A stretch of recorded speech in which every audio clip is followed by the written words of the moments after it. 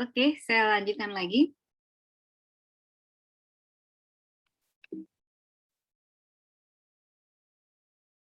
Oke, ini ada soal selanjutnya. Silakan dibaca.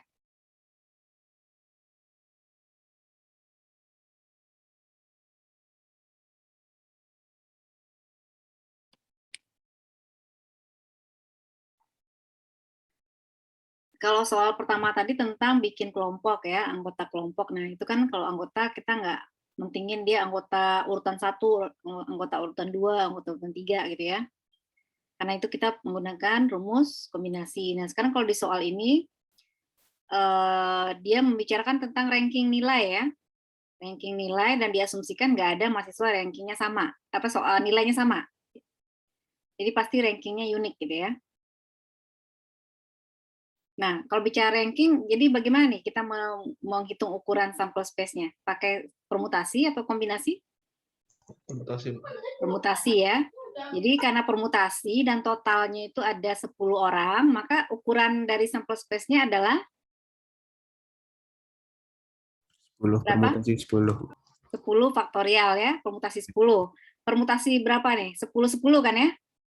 Iya, Bu. Ya, jadi P10-10 dapatlah 10 faktorial. Oke? Itu cara berpikirnya. Nah, kemudian kita lihat pertanyaannya. Apa yang ditanya ya. Jadi kalau sampel space tadi udah total caranya permutasi 10-10 ya. Kemudian ditanya adalah berapa peluangnya bahwa wanita itu akan menempati top 4 gitu ya. Jadi ranking 1 sampai 4 tuh cewek semua, iya ya, cewek semua ya. Oke, kemudian berarti sisanya cowok semua. Jadi kebayang nggak tuh ininya, apa namanya, barisannya? Nah, itu kan juga sebuah barisan yang boleh dibilang ada dua kejadian yang berurutan juga kan, yang bisa kita cari total caranya dengan apa? Dengan product rule. Jadi ranking 4 cewek sama ranking 6 cowok gitu kan ya. Oke, sehingga total caranya menjadi berapa? Ya, jadi di sini totalnya ada 10 faktorial, dapatnya dari mana tadi? Permutasi 10-10 ya. Kemudian kejadian ini kebetulan seperti ini kan, ada di 1 sampai 4 cewek semua, kemudian yang di belakang semua cowok. Jadi ada dua barisan ya, dua barisan terpisah. Nah, kemudian kalau barisan yang wanita kita pecah ya, ini kejadian membuat barisan wanita sama barisan pria. Ya, kebetulan di sini kan memang wanitanya 4 ya tuh, jadi semuanya depan ini gitu ya, jadi 4 faktorial. Kemudian sisanya yang cowok tadi semuanya juga 6 faktorial. Jadi jawabannya jadi 4 faktorial kali 6 faktorial dibagi 10 faktorial. Jadi dapatlah 1/210. Ya, jadi soal pertama sama soal kedua ini berbeda dalam hal apakah order itu penting atau tidak. Kalau nggak penting pakai kombinasi, kalau penting pakai permutasi, itu intinya.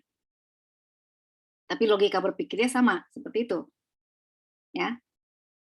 Pokoknya kalau salah-salah dari hitung peluang itu pasti salahnya dari awal gitu, ketika tidak bisa mendefinisikan sample space. Kalau sample space-nya udah salah, sisanya salah. Oke, sekarang kita akan bahas materi yang paling penting di start prop menurut saya, conditional probability. Karena ini yang sangat membedakannya dengan yang lain. Jadi biasanya dosen-dosen lain itu menitipkan bahwa materi ini harus dibahasnya di start prop. Gitu. Kalau Anda lulus start prop, Anda diasumsikan mengerti conditional probability ya. Oke, kita bahas apa itu conditional probability. Kalau peluang-peluang yang kita bahas sebelumnya itu kan lepas dari, pokoknya ada sebuah bayangkan diagram Venn ya, itu semestanya gitu ya. Kemudian kita mau tahu peluang yang ada di dalam semesta itu tanpa embel-embel kondisi gitu. Nah, kalau di conditional probability kita menghitung peluang itu dengan menambahkan suatu kondisi ya. Bentar. Ya, jadi di sini ada kondisi itu dituliskan dalam bentuk tanda ini. Tanda tegak lurus ini ya. Kemudian diikuti dengan kondisinya. Jadi kalau yang peluang biasa itu adalah misalnya ini adalah sebuah diagram Venn, ya, kemudian di sini ada Ini ada E, ada F, ya kita hitung-hitung peluang E aja atau F aja, E irisan F seperti itu, dengan sampel space-nya tetap adalah yang kotak di luar ini. Gitu ya. Yang kita pelajari sebelumnya itu seperti itu konteksnya. Ketika kita mau nanya berapa peluang EF, peluang E irisan F, itu adalah peluang ini dalam konteks sampel space-nya kotak ini. Atau kita mau tahu peluang E union F dalam dunianya ini, sampel apa namanya, universe-nya ini. Nah, ketika kita tambahkan di sini ada garis tegak ini ya, garis tegak ini artinya dengan kondisi F gitu ya, yang terjadi adalah, perhatikan ya, ini tadinya awalnya begini, dengan kita tambahkan si given F atau kondisinya F gitu ya, maka sekarang dunianya itu berubah dari S itu hanya menjadi ini aja, jadi kita lupakanlah yang di luar-luar ini semua, sehingga dunianya tinggal dunia yang si F ini, yang F ini kan tadi F ya, F. Gitu sebenarnya yang terjadi di conditional probability. Jadi sekarang dunianya menyempit menjadi hanya yang ada yang di belakang ini. Oke, sehingga nanti kalau kita mau menghitung peluang E given F, itu tinggal E-nya tinggal di sini aja, ini E-nya. Ya, seperti ini. Tadi kan E-nya yang begini nih, tapi sekarang karena dunianya sudah berubah dari yang tadi segi 4 menjadi tinggal yang lingkaran F aja. Sekarang kalau menghitung peluang E tinggal ya udah dunia tinggal E yang di F gitu ya, E yang ada di dunia F seperti itu. Sehingga rumusnya akan menjadi seperti ini. Peluang E given F adalah tentu yang diarsir ini apa? E irisan F kan? Ya. Jadi adalah peluang E irisan F dibagi dengan peluang si F sebagai semesta. Ya, ini sebenarnya kalau mau ditulis juga ini kan pasti peluang S gitu ya, semestanya berapa. Jadi semestanya sekarang si F kan dia dibagi dengan itu. Itu yang disebut dengan conditional probability. Ya, dengan ditambahkan given apa, maka dunianya menjadi mengecil gitu ya. Gitu kira-kira. Apakah bisa dipahami yang disebut dengan conditional probability?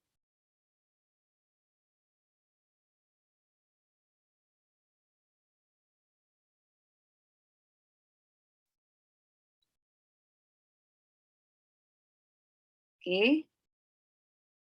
Bisa coba dipikirkan contoh di mana Anda pikirkan ya, ada S, terus ada dua himpunan E sama F, kemudian Anda ubah menjadi E given F. Kira-kira apa situasinya yang cocok? Coba berlatih itu, karena ini penting banget. Kalau Anda tidak terbiasa dengan kalimat yang berbau kondisional, nanti sisanya juga salah gitu ya. Sekarang coba dari definisi conditional probability ini Anda pikirkan, ini ada, jadi bayangin ini diagram Venn kayak gini ya, S-nya itu apa, kemudian E-nya apa, F-nya apa, kemudian Anda buat kalimat yang merepresentasikan E given F, itu tugasnya, silakan dipikirkan, ada yang mau coba?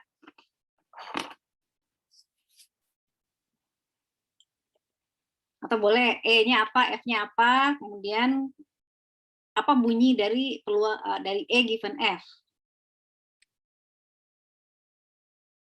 Silakan.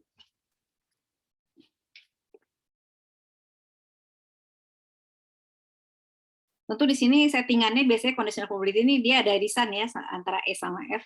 Kalau nggak ada irisan itu nggak make sense ya, kita mau cari conditional probability-nya. Jadi memang kalau untuk dua event seperti inilah situasinya. Beririsan antara si E dan si F.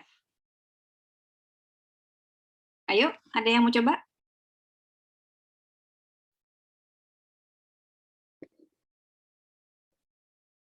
Apa E, apa F, ya? Saya mungkin coba, Bu. Ya, nama? Dava.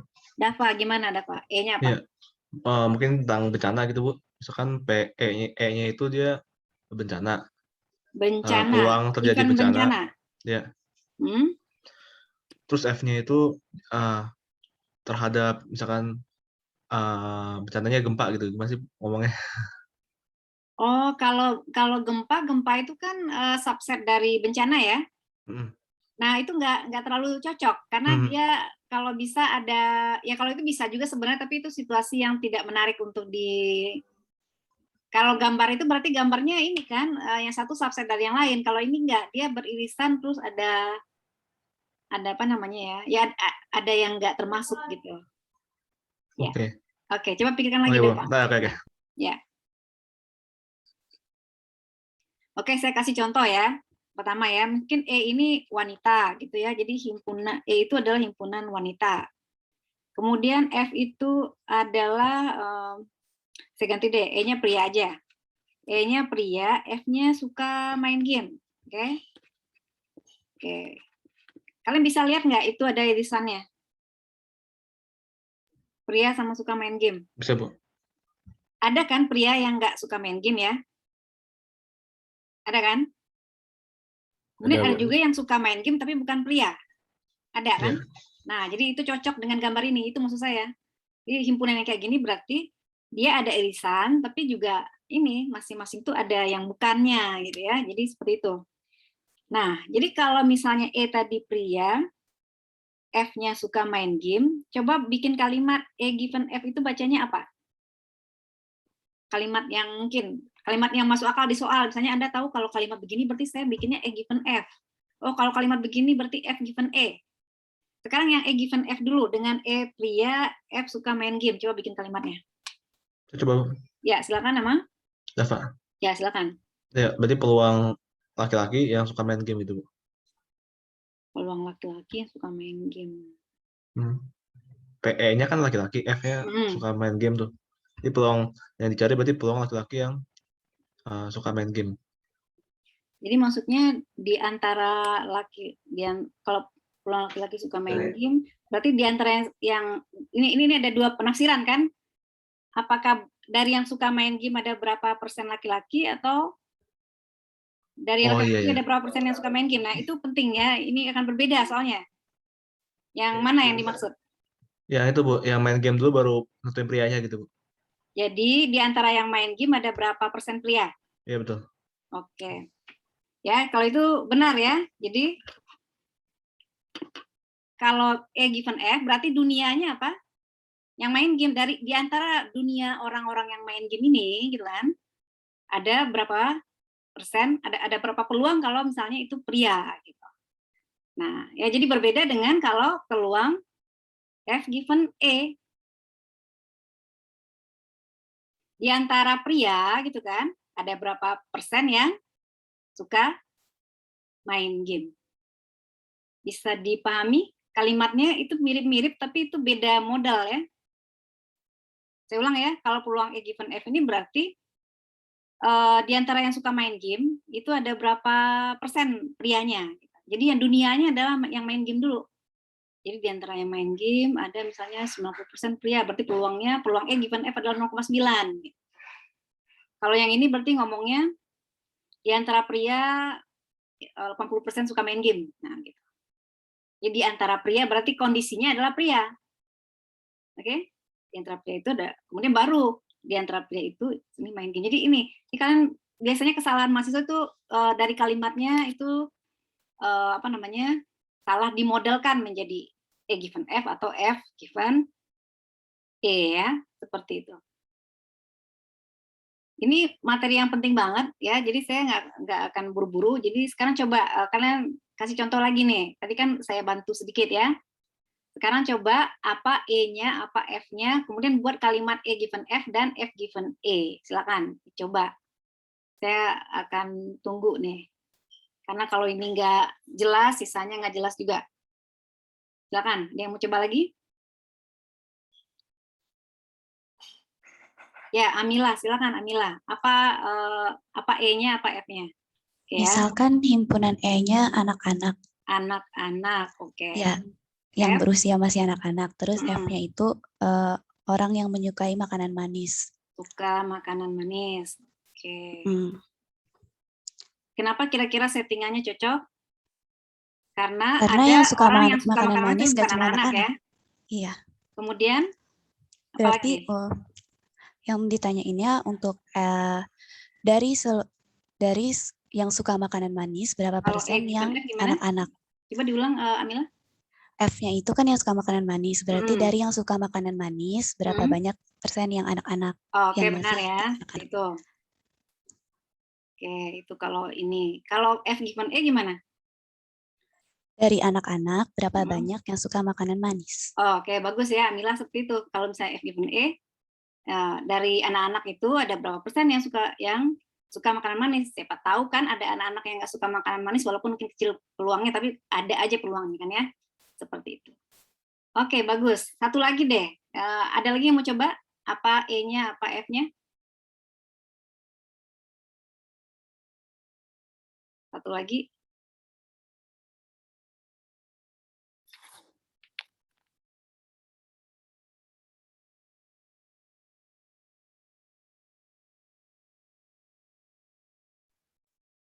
Halo, ada yang mau coba? Ya, Aisyah Salsabila, silakan. Apa E-nya, apa F-nya? Coba Bu, misalnya E-nya adalah orang yang sudah memiliki pekerjaan. Sudah bekerja. Dia sudah bekerja. Dan F-nya adalah lulusan kuliah. Sudah bekerja dan lulus lulus S1 gitu. Ya, lulus S1. Oke. Ya, oke kan ini settingannya kayak gini ya. Kan ada lulusan S1 yang nggak kerja gitu kan? Ada juga yang dia bekerja tapi nggak lulus S1. Ya, oke. Gimana kalau yang bunyi kalimatnya apa kalau peluang E given F? F berarti dari sarjana-sarjana atau orang-orang yang udah lulus S1, berapa peluang yang sudah bekerja? Oke, jadi di antara yang udah lulus S1, berapa peluangnya dia sudah bekerja gitu ya? Oke, bagus. Kalau F given E? Kalau F given E berarti dari orang-orang yang sudah bekerja, ada berapa banyak atau berapa peluang orang-orang yang lulus S1? Diketahui dia udah kerja gitu ya, dia maksudnya saya kerja, berapa peluangnya dia itu lulus S1. Ya, oke, bagus ya. Ya. Oke, saya harap sudah semakin bisa dipahami. Ada pertanyaan? Jadi ini dimaksud dengan conditional probability. Sehari-hari sebenarnya orang sering banget nih menggunakan conditional probability ini. Dan suka bikin prejudice gitu ya. Oh, diketahui dia pria pasti persentase ininya begitu. Atau diketahui dia dari mana gitu ya. Berarti dia tuh sikapnya begini gitu. Oh, diketahui dia alumni Fasilkom pasti begini ya kan. Ini sehari-hari sering sekali dipikirkan oleh manusia sebenarnya ya, conditional probability ini. Oke ya. Nah, kemudian di sini perlu dicatat bahwa karena conditional probability ini kan ada pembagian dengan F ya, dipastikan bahwa peluang F itu besar dari 0. Ya, peluangnya besar dari 0, udah pasti lah ya. Ini kan anggotanya ada gitu, jadi nggak himpunan kosong. Ya, oke. Kemudian ini tercoret ya. Jadi dalam hal ini juga di sini ada E, F sama dengan himpunan kosong. Sebentar nih, saya bingung maksudnya apa. Oke, kalau E, F himpunan kosong gitu ya. Oke, nanti deh saya agak blank nih. Maksudnya apa?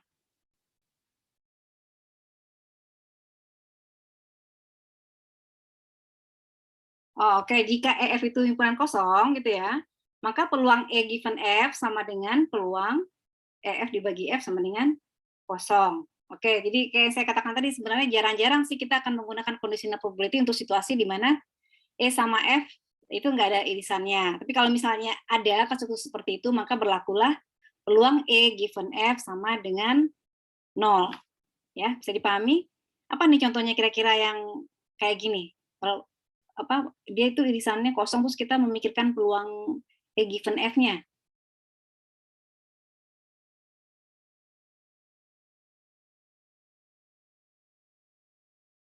Oke, gampangnya pelemparan ini ya, pelemparan koin sama pelemparan dadu. Kalian tahu kan itu dua-duanya nggak ada kaitannya ya, nggak ada apa namanya, nggak ada irisannya ya. Benar nggak? Iya, bukan jalan Ya, nggak ada irisannya. Jadi dengan diketahui di misalnya kalau F-nya itu E-nya itu koin, F-nya dadu gitu ya. diketahui yang keluar tuh muka dadu 6 gitu. Terus berapa peluangnya keluar ini gitu, itu kayaknya nggak make sense kan ya. Jadi itu ya peluangnya jadi 0 gitu, karena emang dia tuh nggak ada irisan gitu. Ya, oke deh. Kayaknya saya belum dapat contoh yang bagus, nanti kalau ada yang bagus saya kasih tahu ya. Intinya kalau dia tidak beririsan, maka peluang E given F-nya adalah 0 ya. Oke. Nah, kemudian yang kejadian yang tadi kan ada Dava kalau nggak salah ya, kasih contoh bencana ya. Bencana satu lagi, apa tadi? Saya lupa. Bencana sama satu lagi apa? Gempa, bukan? Gempa kan subset dari bencana kan, Ibu? Oh ya, bagaimana? Oh ya, gempa itu subset dari bencana, kan kejadiannya kayak gini ya. Oke. Iya, benar. Nah, kalau kejadian ini kan kita bahas kejadian khusus nih. Kalau F itu adalah subset dari E gitu ya. Maka kalau ditanya peluang E given F, jadi misalnya kalau di sini yang jadi E siapa nih? Jadi F-nya gempa ya, E-nya bencana gitu ya. Iya, Gitu kan? Ya. Nah, berarti di sini kan diketahui terjadi gempa. Berapa peluang terjadinya bencana? Pasti kan? Pasti 1 kan? Benar nggak? Kan gempa subset dari bencana. Diketahui terjadi gempa. Berapa peluangnya terjadi bencana? Ini pasti bencana itu. Pasti ya. Jadi Iya. makanya di sini kalau eventnya begini, jawabannya pasti 1 gitu. Karena yang lebih spesifik sudah terjadi, ya pastilah yang generalnya terjadi gitu. Ya makanya yang kasus-kasus khusus ini sih bakal jarang ditanya di soal esai ya. Mungkin di pilihan ganda sih mungkin keluar ya, tapi ya biasanya kalau di soal esai buat ngitung-ngitung kondisinya adalah yang begini. Ya, yang ada irisannya ini yang umum digunakan conditional probability. Kalau untuk kasus ini adalah kasus khusus ya, tentu bisa juga, tapi ya biasanya sih ya jawabannya obvious gini ya, obvious lah gitu ya. Mau terjadi gempa, berapa peluangnya bencana? Ya pasti 1 gitu ya. Oke, seperti itu. Oke, sekarang kita bahas contoh soal lagi. Masih menggunakan dadu ya. Jadi sekarang dadunya ada 2. Dadu merah sama dadu biru, atau dadu pertama, dadu kedua boleh juga ya. Oke. Kemudian E adalah satu event di mana muka dadu yang merah itu 5.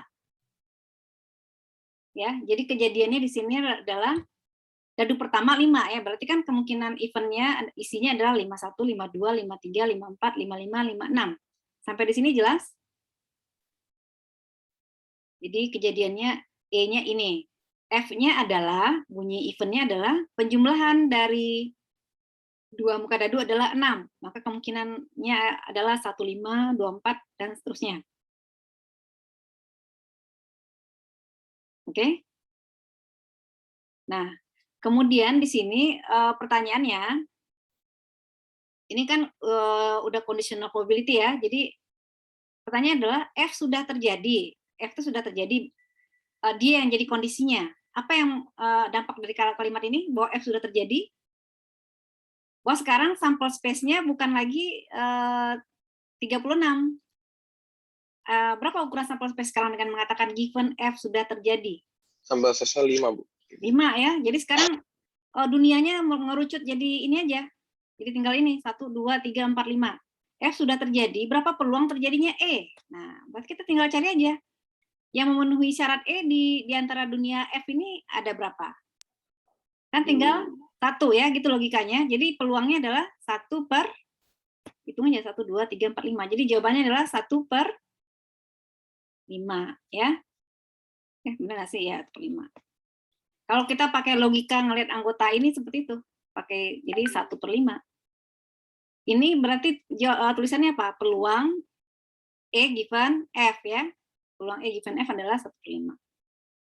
Nah, bagaimana kalau kita mau pakai cara hitung-hitungan? Pakai rumus tadi ya.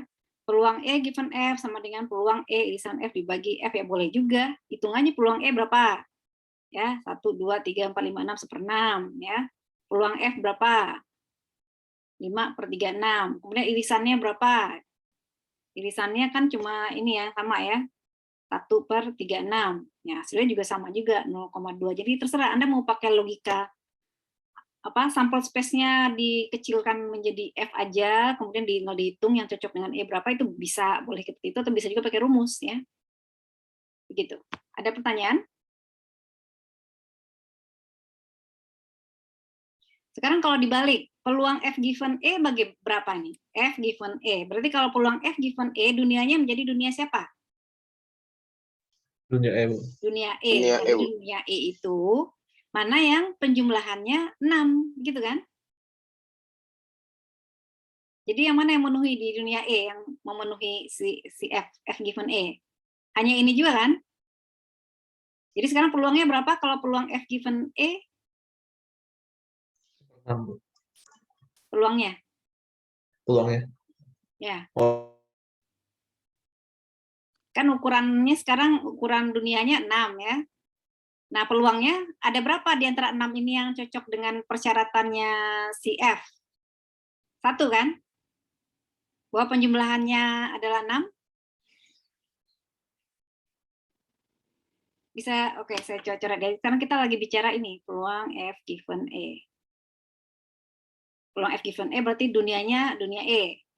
Di antara dunia E ini kita cari yang sesuai dengan permintaannya F, yaitu yang penjumlahan koordinatnya 6. Berarti kejadiannya ini kan? Cuma ada 1 ini kan? Maka jawabannya adalah berapa? 1/6 ya? Ya. Kalau tadi ini 1/5. Ini 1/5 tadi.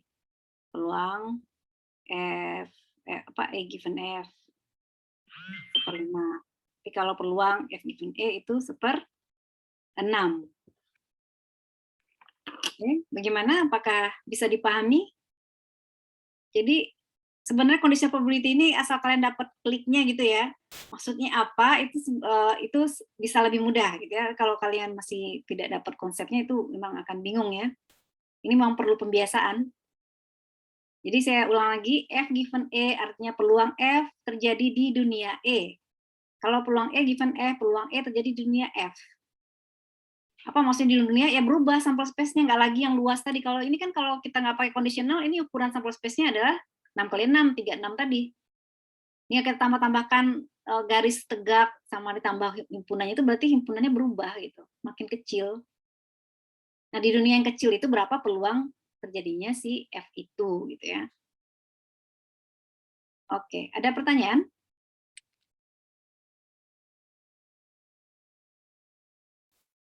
Oke, kalau nggak ada, sekarang kita bahas lagi soal ini.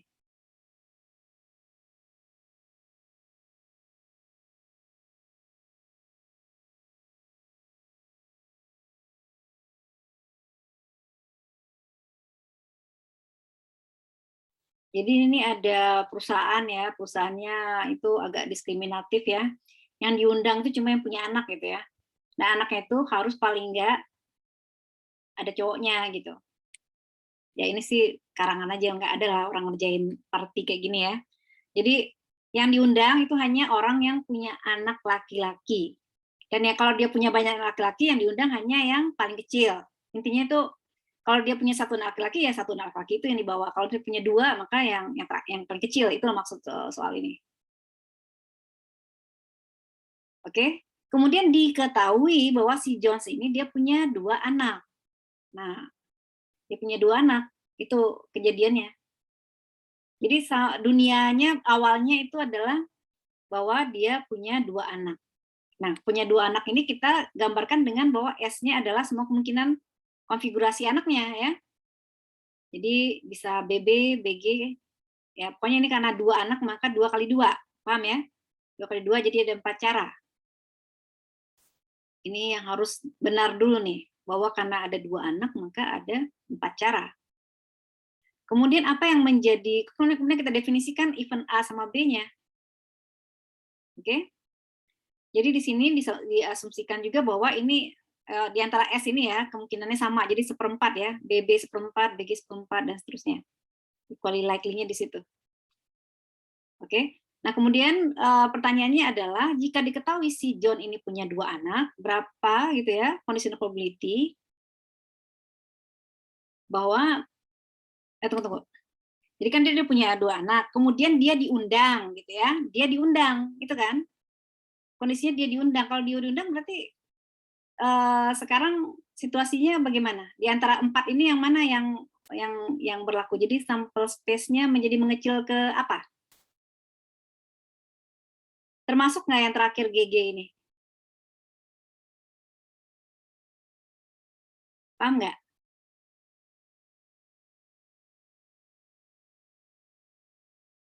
Jadi dengan diketahui bahwa si John itu diundang, jadi dia diundang ke party itu, ya. Kalau dia diundang berarti dia punya anak cowok kan ya? Itu nggak yang kalian bisa pahami? Iya, Iya, Bu. Bu. Ya, jadi sekarang kita punya event bahwa dia paling nggak punya anak cowok. Berarti yang A ya, event bahwa paling nggak dia punya anak cowok. Oke? Itu kita buat A-nya itu seperti itu. Event di mana si Jones ini punya anak cowok. Kemudian B adalah event di mana keduanya adalah kedua anaknya tadi adalah dua-duanya cowok. Jadi sekarang yang menjadi dunia barunya apa? Kan tadinya ini dunianya nih. Ada 4 kemungkinan ini. Dengan diketahui dia diundang, sekarang si A ini anggotanya ada berapa nih? Ada 3. Ada 3 ya, yaitu yang BB, BG, atau GB. Ada berapa? Totalnya 3 ya, ada 3 kejadian. Gitu. Kemudian ditanya adalah peluang, given dia diundang, yaitu dia punya dia pasti punya sedikitnya 1 anak cowok, berapa peluang dua-duanya cowok? Gitu pertanyaannya. Jawabannya adalah berapa? Gak usah pakai hitung-hitungan, pakai ini aja, pakai logika. Iya, Bu. Di antara 3 tadi yang dua-duanya cowok ada berapa? 1/3. 1. Jadi jawabannya adalah 1/3. 1/3. 1/3 gitu ya, seperti itu. Ya, jadi itu emang ini kita harus konsentrasi, kemudian lihat ininya. Semesta yang awal tuh apa isinya? Nah ini ya, ini jangan kalian isi boy sama girl itu salah. Jadi jawabannya harus kayak gini, BB, BG, GB, GG, jadi ada 4. Kalau ini salah, ya pembaginya salah gitu ya. Gitu. Kemudian Anda harus tahu juga sekarang eventnya itu, oh ya ini selalu bayangkan diagram Venn. Diagram Venn-nya ada E sama F, kalau dia pakai AB ya, nggak masalah. E-nya apa, F-nya apa, kemudian pertanyaannya apa. Oke, kalau ini berarti berapa peluangnya bahwa kedua anaknya cowok diketahui bahwa dia diundang. Dia diundang artinya paling tidak dia punya 1 anak cowok. Ya, seperti itu sehingga nanti didapatkan 1/3. Jadi kalau di soal esai juga Anda nggak boleh jawab langsung 1/3. Anda jelaskan seperti ini, S-nya apa, B apa, A apa, kemudian jawab seperti ini. Jadi nggak usah pakai rumus-rumus yang kayak tadi PB berapa, PA berapa gitu ya. Bisa juga seperti ini, diuraikan anggotanya, kemudian dibagi seperti itu. Bagaimana? Bisa dipahami soal ini? Ya, silakan Aisyah.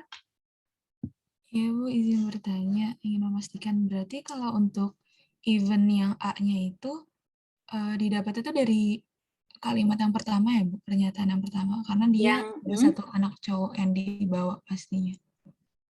Jadi iya benar. Jadi party itu akan mengundang orang yang punya anak cowok. Atau misalnya yang ini juga dapatnya dari given ini. Given dia diundang, terus dihubungkan dengan kalimat pertama. Setiap employee diundang bersama dengan anak laki-laki gitu ya. Gitu. Jadi kalau dia nggak punya anak laki-laki berarti dia nggak bisa datang gitu loh. Ya itu mungkin perlu pengetahuan tentang soalnya juga ya, mungkin karena di bahasa Inggris mungkin agak susah dipahami. Tapi ya jadi ini memang kaitannya dengan itu bahwa dia diundang sama equal dengan kalimat pertama ini. Akan diundang bersama dengan anak laki-lakinya. Jadi kalau dia punya 2, berarti dia cuma akan membawa 1 aja gitu loh. Tapi kalau memang anak satu-satunya 1 cowok ya pasti yang itu yang youngest kan, karena dia 1 ya berarti yang 1 itulah yang dibawa. Kalau nggak punya berarti nggak bisa datang. Ya, itu dia. Oke, terima kasih. Oke ya. Oke. Kita lanjut lagi. Nah, ini kan bentuk rumus umum dari rumus conditional probability ya. Oke, ini peluang A given B sama dengan peluang A kali B dibagi PB.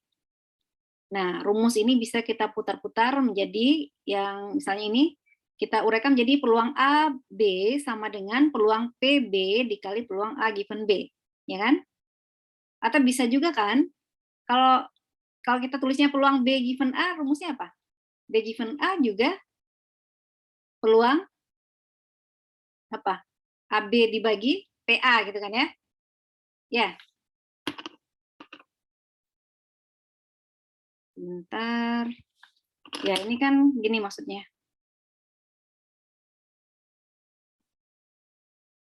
Ini apa? Peluang AB dibagi apa? PA. PA ya. Jadi ketika kita membicarakan yang ini dan yang ini, maka yang pertama PAB sama dengan ini dikali ini ya versinya. Atau bisa juga yang versi yang ini kan, PA dikali PB given A, itu loh maksudnya. Jadi tergantung nanti yang tersedia informasi apa, ditanya PAB, ya udah saya diketahuinya di soal adalah yang ini A given B, ya udah kerjakan yang ini. Kalau diketahui di soal ini ya udah pakai yang ini. Sama aja ya. Oke, nah sekarang kita bahas, ini kan yang basic biasanya cuma 2 eventnya. Nah bagaimana kalau ada 3 event? Nah kita bahas sekarang yang general multiplication rule. Jadi ini dikatakan juga multiplication rule, kenapa? Ini kan multiplication jadinya ya, A irisan B ini dianggap sebagai multiplication ya. Jadi di sini, kalau kita punya situasi seperti ini, bacanya gimana nih? Berapakah peluang C diketahui bahwa A irisan B terjadi? Nah ini udah lebih kompleks lagi nih. Jadi yang diketahui itu nggak cuma sebuah event, tapi irisan dari 2 event. A dan B terjadi, diketahui A dan B terjadi, berapa peluangnya C? Oke, ini kan sama dengan kita perluas soal yang rumus di atas menjadi ini sama dengan peluang ABC dibagi AB. Ini selalu ya yang di belakang ini jadi pembagi. Oke, ini jadi pembagi. Sehingga dapatlah di sini peluang C given AB sama dengan peluang ABC dibagi peluang AB. Nah, kembali kita kan tertariknya dengan yang di sini nih, rumus ini. Maka rumus ini adalah bisa dijadikan seperti ini. Peluang ABC gitu ya, adalah sama dengan peluang AB ini dikali dengan ini, peluang C given AB. Kemudian yang AB kita perluas dengan rumus di atas. Ya, kita pilih dengan peluang A dikali peluang B given A, kemudian peluang C kali AB. Ya, ini namanya udah chain rule ya. Seperti itu. Tapi jangan khawatir ya, di status itu kita jarang sih ya menggunakan yang chain rule ini. Yang penting kalian paham yang paling simpel di atas itu sudah cukup ya. Jadi intinya kalau diperlukan nanti Anda mau menggunakan chain rule ya, ini ada chain rule-nya. Jadi eventnya mau 3, 4 dan seterusnya itu terserah ya. Oke, seperti itu.